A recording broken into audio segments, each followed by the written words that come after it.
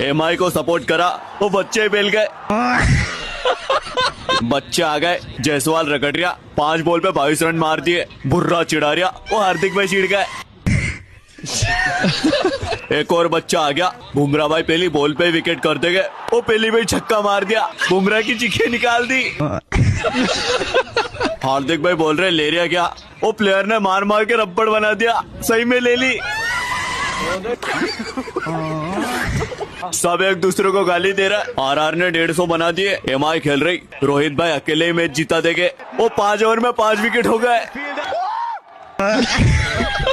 कांच में मुंह देख रहा हूँ, मैच देख रहा हूँ, लोंडिया नाच रही, इतना सुकून। रोहित भाई चिल्ला रहा है, वो पूरी टीम ऑल आउट हो गई।